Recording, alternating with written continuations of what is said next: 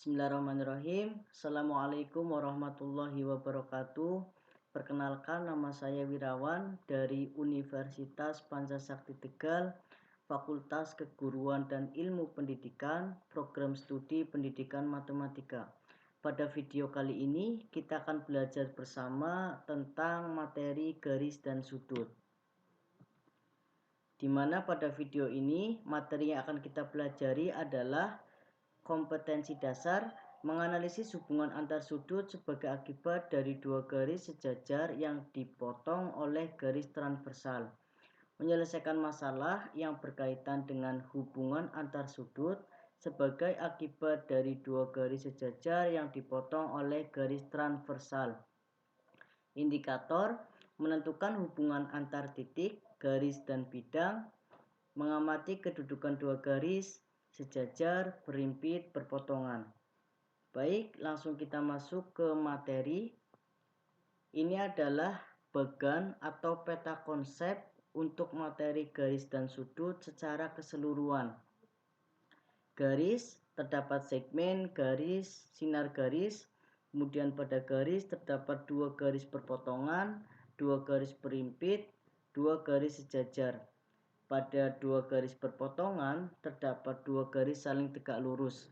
Pada dua garis sejajar terdapat sudut sehadap, sudut dalam dan luar sepihak, dan sudut dalam dan luar berseberangan.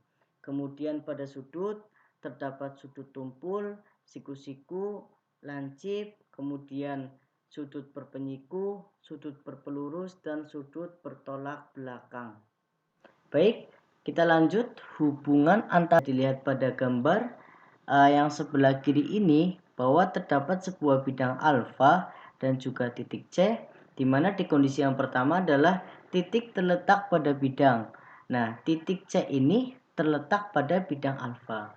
Kemudian kondisi yang kedua, titik terletak di luar bidang. Nah, ini bisa dilihat pada gambar sebelah kanan, di mana di sini terdapat sebuah bidang peta dan juga titik D.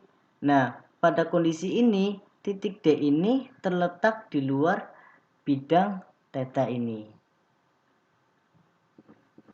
Yang ketiga, hubungan antara garis dan bidang, di mana hubungan antara garis dan bidang dapat diklasifikasikan menjadi tiga, yaitu yang pertama, garis terletak pada bidang. Nah, bisa diperhatikan pada gambar paling kiri, ini adalah klasifikasi yang pertama, di mana terdapat sebuah garis L pada bidang alfa. Garis L ini terletak pada bidang alfa.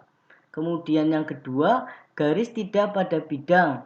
Nah, pada klasifikasi yang kedua bisa diperhatikan pada gambar yang di tengah, di mana terdapat sebuah garis L dan juga bidang alfa, di mana garis L ini terletak tidak pada bidang alfa atau terletak di luar bidang alfa. Yang ketiga, garis menembus atau memotong bidang. Nah, bisa diperhatikan pada gambar paling kanan, di mana di sini terdapat sebuah garis L dan juga bidang alfa, di mana pada gambar ini adalah garis L ini menembus atau memotong bidang alfa. Yang keempat, titik-titik segaris. Dua titik atau lebih dikatakan segaris jika titik-titik tersebut terletak pada garis yang sama.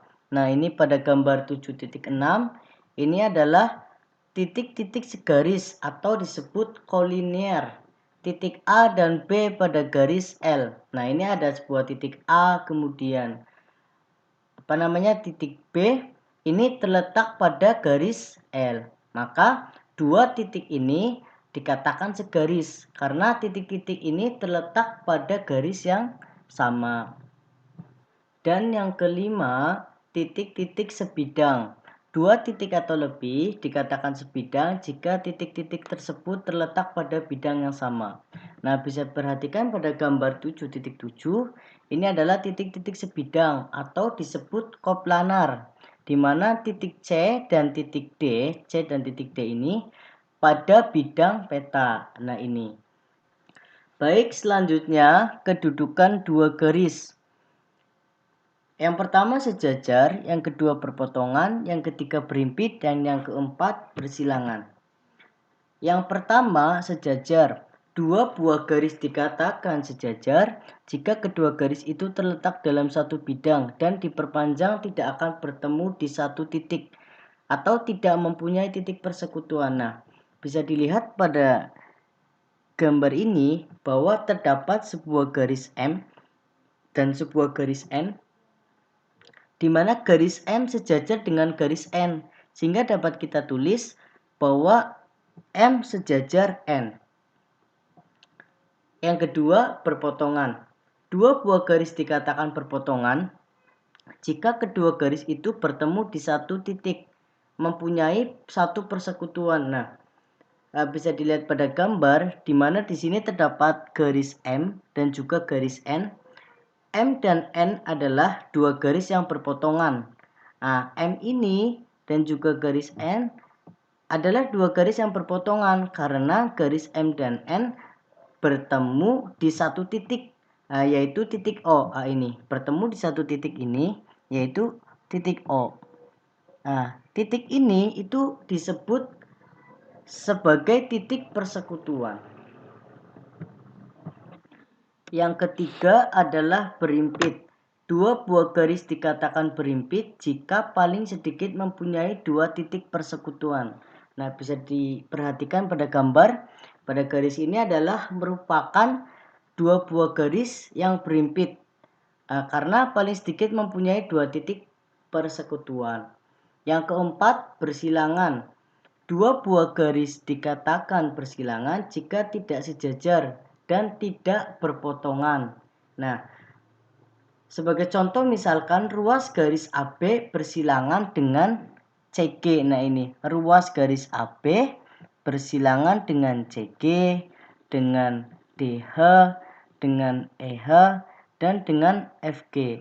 Karena dua buah garis ini dikatakan bersilangan jika tidak sejajar, karena tidak sejajar dan juga tidak berpotongan. Baik anak-anak semua, untuk lebih jelasnya mari kita ke contoh soal.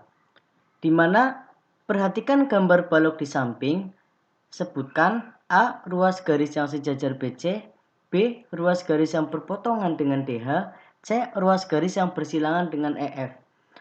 Penyelesaian, di mana pada soal ini diketahui adalah sebuah balok dengan nama ABCD EFGH. Ditanyakan A. Ruas garis yang sejajar BC, B. Ruas garis yang berpotongan dengan DH, C. Ruas garis yang bersilangan dengan EF. Jawab yang pertama atau yang A. Ruas garis yang sejajar dengan BC. Mana BC? Ini. Ini BC itu sejajar dengan ruas garis AD. Ini AD. Kemudian dengan EH. Ini EH. Dan juga dengan FG. Yang B. Ruas garis yang berpotongan dengan DH. Nah, ruas garis DH. Ini ruas garis DH. Yang berpotongan dengan ruas garis DH adalah DA atau AD, kemudian DC, kemudian EH atau HE, dan juga HG. Yang C, ruas garis yang bersilangan dengan EF. Nah, EF mana? Ini ruas EF. Yang bersilangan dengan ruas EF adalah ini BC, kemudian DA, kemudian GC, dan juga HD. Sekian pembahasan materi garis dan sudut pada video pembelajaran kali ini. Semoga bermanfaat. Saya ucapkan terima kasih. Wassalamualaikum warahmatullahi wabarakatuh.